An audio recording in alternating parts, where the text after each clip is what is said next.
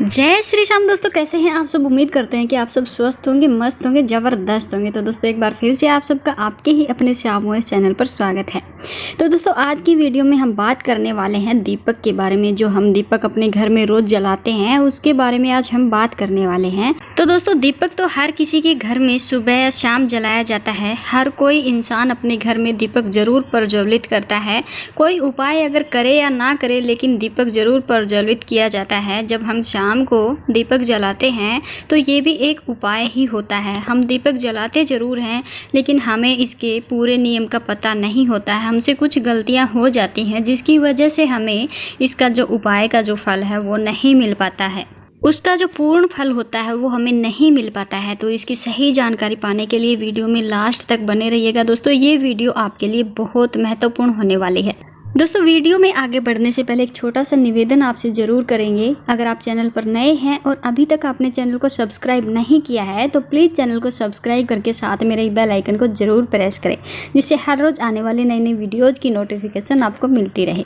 और कॉमेंट में एक बार अपनी राय की हाजिरी ज़रूर लगा देना। तो चलिए दोस्तों अब चलते हैं वीडियो में, आगे बात करते हैं दीपक के बारे में।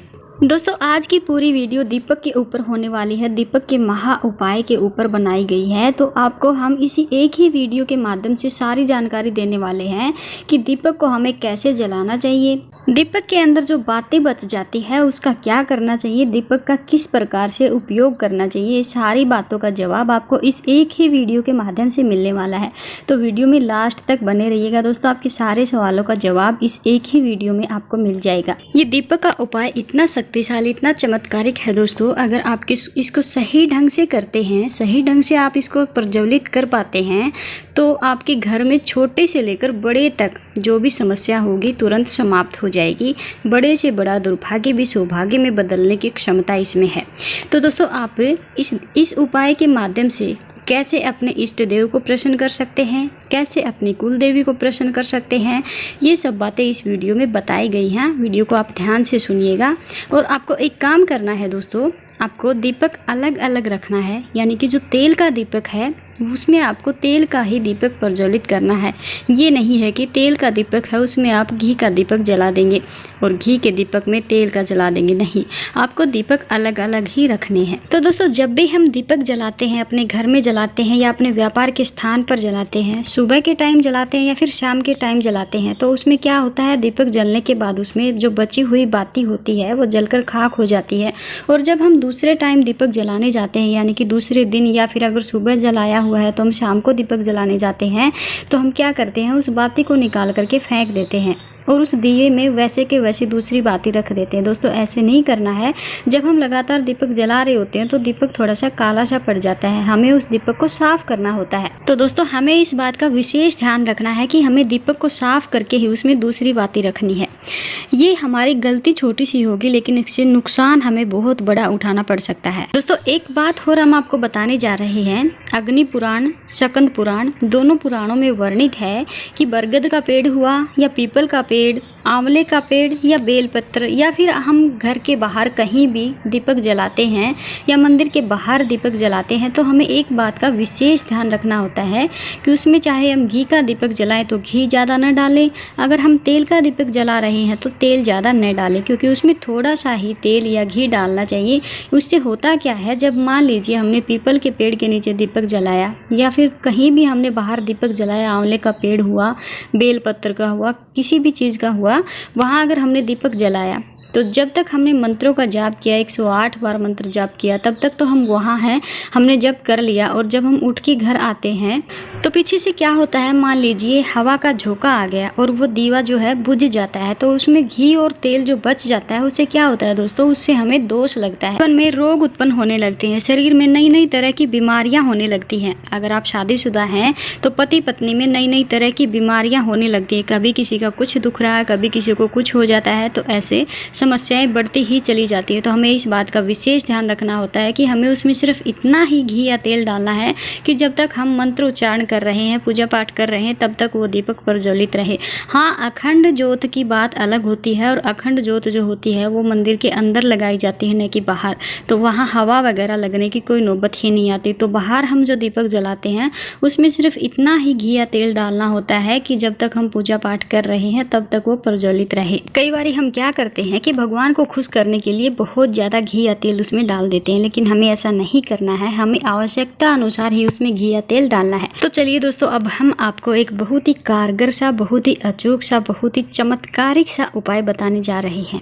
हमें क्या करना है, अगर घर में किसी को बीमारी हो गई है, शरीर में अकड़न हो रही है, बुखार हो गया है, अचानक से किसी को बुखार हो गया, बच्चा हो या फिर कोई घर का बड़ा ही क्यों न हो, तो हमें क्या करना है, हमें एक गोल बाती का दीपक जलाना है। चाहे भगवान विष्णु के नाम का जला दीजिए, अपने कुल देवता के नाम का जला दीजिए या फिर शिव भगवान के नाम का जला दीजिए। आपको एक दीपक जलाना है खड़ी बाती का, गोल बाती का। फिर क्या करना है, जब वो दीपक जल करके शांत हो जाए तो हमें वो दीपक उठाना है, बाती को निकाल के एक साइड रख देना है। दीपक को उठा करके उसको पानी में धो लेना है, और जो उससे जो पानी बनेगा, मतलब जिसमें दीपक धोया है, उस पानी को लेकर के जो बीमार व्यक्ति है उसको नहलाना है। बीमार व्यक्ति जो भी है उसको हमें नहलाना है, और जो दीपक का जो पानी था जिसमें दीपक धोया था, उस पानी को उसकी नहाने के पानी में डाल देना और फिर उसको उस पानी से नहला देना। आप देखेंगे कि तुरंत ही उसकी बीमारी गायब होने लगेगी। अगर बुखार है तो वो भी उतरने लग जाएगा। तो दोस्तों, ये बहुत ही चमत्कारिक, बहुत ही कारगर उपाय है। आप इसको जरूर करके देखिएगा। बात करते हैं अगले उपाय की। हमें क्या करना है, जब भी हम घर में दीपक प्रज्वलित करते हैं, लंबी बाती का जो दीपक प्रज्वलित करते हैं, तो क्या होता है कि दीपक का घी या तेल खत्म होने के बाद वो बाती बच जाती है।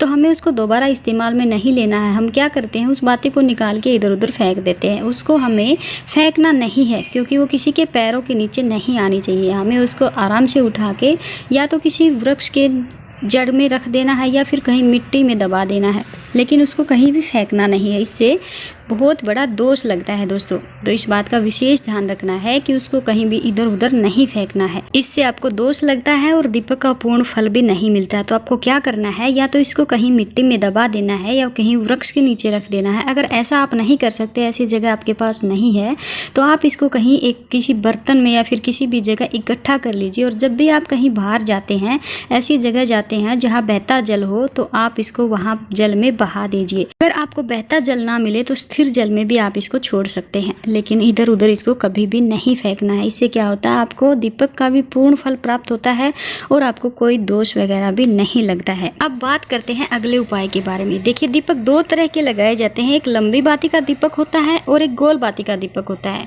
तो कहते हैं कि लंबी बाती का दीपक जो होता है वो देवी माँ के लिए होता है, वो देवी के लिए लगाया जाता है, और जो गोल बाती का दीपक होता है वो देव के लिए लगाया जाता है। पितरों का जो दीपक लगाया जाता है वो लंबी बाती का लगाया जाता है, क्योंकि वो कुल की वृद्धि करते हैं। अगर आप तुलसी के नीचे दीपक लगा रहे हैं और भगवान विष्णु को प्रसन्न करने के लिए वो दीपक लगा रहे हैं, तो आप गोल बाती का दीपक लगाइए। और वहीं अगर आप माता लक्ष्मी को प्रसन्न करने के लिए वो दीपक लगा रहे हैं, तो आप लंबी बाती का दीपक ही लगाइएगा। और अगर आप पीपल के पेड़ के नीचे दीपक लगा रहे हैं, भगवान विष्णु के लिए वहाँ दीपक लगा रहे हैं, तो आप गोल बाती का दीपक लगाइएगा। और वहीं अगर आप माता लक्ष्मी के लिए दीपक लगा रहे हैं, तो लंबी बाती का ही प्रयोग कीजिएगा। और अगर आप बरगद के पेड़ के नीचे दीपक लगा रहे हैं, तो वहाँ हमेशा गोल बाती का दीपक ही लगाया जाता है। और आंवले के पेड़ के नीचे लंबी बाती का दीपक ही लगाया जाता है। बेल के वृक्ष के नीचे हमेशा लंबी बाती का दीपक ही लगाना चाहिए। तो दोस्तों, ये थी आज की कुछ दीपक के बारे में विशेष बातें। आप भी इन बातों को ध्यान रखिएगा। जब भी आप दीपक प्रज्वलित करते हैं तो इन बातों का विशेष ध्यान रखिएगा, आपको लाभ अवश्य ही होगा।